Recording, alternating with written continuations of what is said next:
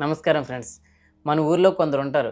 గొడవ జరిగినప్పుడు "రేయ్ నన్ను ఆపకండిరా వాడు అంతు చూస్తా" అని వీధుల్లో తొడలు కొడుతూ ఉంటారు. తీరా అవతల వాడు బయటికి రాగానే "సర్లేరా మనోడే కదా ఈసారికి వదిలేస్తున్నా" అని సైలెంట్‌గా వెళ్ళిపోతారు. ఇప్పుడు అగ్రరాజ్యం అమెరికా అధ్యక్షుడు మన డొనాల్డ్ ట్రంప్ తాత పరిస్థితి అచ్చం అలాగే తయారైందండి. ఈరోజు కుమ్మేస్తా రేపు పొడి చేస్తా అని వార్నింగ్లు ఇస్తాడు. కానీ కట్ చేస్తే నైట్‌కి నైటే ప్లేట్ మార్చేస్తాడు. 48 గంటల్లో ఇరాన్ అంతు చూస్తా అని హాలీవుడ్ హీరోలో డైలాగులు పేల్చిన పెద్దన్న రాత్రికి రాత్రే మెగా సీరియల్ క్యారెక్టర్లాగా ఎందుకు యూటర్న్ తీసుకున్నాడు? ఈ గొడవలోకి సడన్గా రష్యా ఎందుకు వచ్చింది? నాటో దేశాలు ఎందుకు పాప్కార్న్ తింటూ సైలెంట్గా పక్కన కూర్చున్నాయి? ఈ పూర్తి ఇంటర్నేషనల్ పంచాయతీ ఏంటో ఇవాళ మన ఎల్ఎస్వి రచ్చబండ మీద సూటిగా సరదాగా మాట్లాడుకుందాం రండి. అయితే అసలు కథ ఎక్కడ మొదలైందంటే మన ట్రంప్ తాత పోయిన శనివారం ఇరాన్కి గట్టిగా మాస్ వార్నింగ్ ఇచ్చాడండి. మీకు 48 గంటలు టైం ఇస్తున్నా ఆ స్ట్రెయిట్ ఆఫ్ హార్మోజ్ని ఓపెన్ చేయకపోతే ఇరాన్లో కరెంటు తీగలు కోసేస్తాం, పవర్ ప్లాంట్లు లేపేస్తాం, న్యూక్లియర్ రియాక్టర్లు బద్దలు కొడతామని కేజీఎఫ్ లెవెల్లో డైలాగులు వేశాడు. ఇది విన్న ఇజ్రాయెల్ వాళ్ళు ఆహా మా తాత దిగోడు ఇంక వార్ కన్ఫర్మ్ ఇరాన్ పని అయిపోయింది అంటూ ఫుల్గా పండగ చేసుకున్నారండి. కానీ కట్ చేస్తే 48 గంటలు అయిపోయింది. ఇరాన్ వాళ్ళు కదలలేదు, భయపడలేదు, ఆ దారి ఓపెన్ అవ్వలేదు. అప్పుడు మన ట్రంప్ తాత చేసిన పనికి ప్రపంచం షాక్. ఈ పెద్ద రౌడీ వెళ్ళి పక్కింటోడి మీద పడతాడనుకుంటే అసలు ఆ వీధి వైపు కూడా వెళ్ళలేదండి. ట్రంప్ మాటలు కోటలు దాటితే కానీ చేతలు గడప దాటవు అనే విషయం మళ్ళీ ప్రూవ్ అయింది. సరే ఏం జరుగుతుందని వెయిట్ చేస్తుంటే ఇంకా పరువు పోతుందని ఫీల్ అయిన ట్రంప్ తాత సాయంత్రం 5 గంటలకు ఒక ట్వీట్ వేశాడు. ఇరాన్ దౌత్యవేత్తలు చర్చలకి వచ్చారు, డిస్కషన్ సూపర్గా జరుగుతున్నాయి, ఇంకో 5 రోజుల వరకు దాడులు ఉండవు అని చెప్పాడు. ఇది విన్నాక ప్రపంచం అంతా ఆహా ట్రంప్ ఎంత మంచివాడు, శాంతి కోరుకుంటున్నాడు అనుకునే లోపల Iran foreign minister press meet పెట్టి ఎవడ్రా నువ్వు, మేమెప్పుడు మాట్లాడారా బాబు నీతో, మాకు మీతో చర్చలు జరపాల్సిన కర్మ పట్టలేదు అన్నాడు. ఇక అంతేనండి. ఇక ఇజ్రాయెల్ వాళ్ళు అయితే పిచ్చ షాకులో ఉన్నారు. ఇజ్రాయెల్ పీపుల్ ఆక్స్ఫర్డ్ డిక్షనరీలో ట్రంప్ అంటే అబద్ధం అని మార్చాలని ట్విట్టర్లో గట్టిగా ట్రోల్ చేస్తున్నారండి. మరి అంత మాట అన్న ట్రంప్ ఎందుకు సైలెంట్ అయ్యాడు? దానికి 4 ముఖ్యమైన రీజన్స్ ఉన్నాయండి. మొదటిది రష్యన్ బేర్ ఎంట్రీ, పుతిన్ మామ వార్నింగ్. అసలు ట్రంప్ ఎందుకు వెనక్కి తగ్గాడో తెలుసా? ఈ కథలోకి రష్యన్ బేర్ పుతిన్ మామ ఎంట్రీ ఇచ్చాడు కాబట్టి. ట్రంప్ ఏం పేల్చేస్తా అన్నాడు? బుష్హెర్ న్యూక్లియర్ ప్లాంట్ కదా.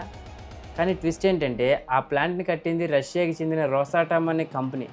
రోజుకి 1000 మెగావాట్ల కరెంట్ ఇచ్చి ఆ ప్లాంట్కి న్యూక్లియర్ ఇంధనం సప్లై చేసేది కూడా రష్యాయే.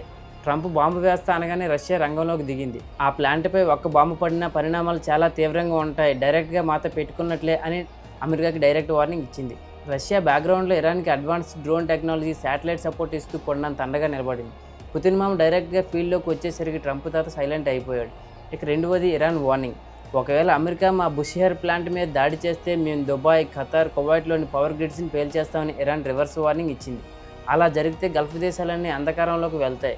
ఇక మూడవది షేక్ల ప్రెజర్. ఆలోచించండి, గల్ఫ్ దేశాల్లో పవర్ కట్ అయ్యి ఏసీలు ఆగిపోతే ఆ షేకులు ఊరుకుంటారా? ఒక్కపోతకు అల్లాడిపోయి నేరుగా వచ్చి ట్రంప్ కాలర్ పట్టుకుంటారు. వాళ్ళ పవర్ గ్రిడ్స్ ధ్వంసం అయితే వాటిని రిపేర్ చేయడానికి మన ఇండియన్స్ ఇంజనీర్స్ అక్కడికి వెళ్ళాలి, నెలల సమయం పడుతుంది. అందుకే ట్రంప్ టాప్ గేర్ నుండి డైరెక్ట్గా రివర్స్ గేర్ వేశాడు. రంజాన్ తర్వాత గల్ఫ్లో బిజినెస్లు, రియల్ ఎస్టేట్లు డల్ అయ్యాయి. ఇరాన్ దాడులు చేస్తే ఆ దేశాల ఆర్థిక వ్యవస్థ దెబ్బతింటుంది. అందుకే అరబ్ షేకులు ట్రంప్ మీద గట్టిగా ప్రెజర్ పెట్టారు. ఇక నాలుగవది ఆయిల్ మార్కెట్ అండి. ట్రంప్ వేసిన ఈ ట్వీట్తో ఆయిల్ ధరలు ఒక్కసారిగా 10% పడిపోయాయి. ఇదంతా స్టాక్ మార్కెట్ని మ్యానిపులేట్ చేయడానికి ట్రంప్ ఆడిన ఆయిల్ పాలిటిక్స్ అని చాలామంది అనలిస్టులు అంటున్నారు. ఇదంతా చూసి ఇజ్రాయెల్కి భయం పట్టుకుంది.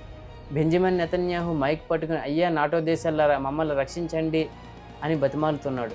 జెరూసలేంలో ఉన్న పవిత్ర స్థలాల మీద ఇరాన్ దాడులు చేస్తుందని సెంటిమెంట్ రగులుస్తున్నాడు. అయినా ఫ్రాన్స్, యూకే, జర్మనీ లాంటి నాటో దేశాలు పట్టించుకోవట్లేదు. ఎందుకు? ఒకటి, ట్రంప్ అంటే వాళ్ళకి మంట. మన ఊర్లో అవసరం ఉన్నప్పుడు పిలిచి లేనప్పుడు తిడితే ఎవడొస్తాడు? ట్రంప్ వాళ్ళని ఇష్టం వచ్చినట్లు తిట్టాడు. ఇప్పుడు వాళ్ళు నువ్వే చూసుకోపో అని సైడ్ అయిపోయారు. ఇక రెండోది, నాటో దేశాల్లో లెఫ్ట్ లిబరల్ జనాలు ఎక్కువ.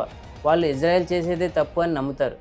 ఇప్పుడు వాళ్ళ నాయకులు ఇజ్రాయెల్కి సపోర్ట్ చేస్తే ఓట్లు పడవు. ఇక 3, రీసెంట్గా యూకేకి చెందిన డియాగో గార్సియా బేస్ మీద 2 మిసైల్స్ వేశారు. ఇరాన్ మేం వేయలేదురా బాబు అని మొత్తుకుంటుంది. నాటోని ఈ గొడవలోకి లాగడానికి ఇజ్రాయెలే ఆ 2 బాంబులు వేసిందేమో, అంటే ఫాల్స్ ఫ్లాగ్ ఆపరేషన్ చేసిందేమో అని అందరికీ అనుమానం స్టార్ట్ అయింది. అందుకే నాటో దేశాలు మాకెందుకు ఈ తలనొప్పి అని వదిలేశాయి. ఇక నాలుగోది, ఇజ్రాయెల్ నాటోలోని సభ్యదేశం కాదు. సో ఫైనల్గా చూస్తే ఇదంతా ఒక జియో పొలిటికల్ మైండ్ గేమ్లా కనిపిస్తుంది. యుద్ధం చేస్తానని బెదిరించి మార్కెట్లను కంట్రోల్ చేసి సైలెంట్గా వెనక్కి తగ్గడం ట్రంప్ స్ట్రాటజీ. మరి ఈ డ్రామాపై మీ అభిప్రాయాన్ని కామెంట్ చేయండి. ట్రంప్ది మాస్టర్ స్ట్రోక్ అంటారా, లేక ఇరాన్కి భయపడ్డాడంటారా? తప్పకుండా కామెంట్ చేయండి. ఈ వీడియో నచ్చితే ఒక లైక్ కొట్టి షేర్ చేయండి. ఇలాంటి interesting and funny geo politics కోసం మన ఎల్ఎస్వి ఛానల్ సబ్స్క్రైబ్ చేసుకోండి. జై హింద్.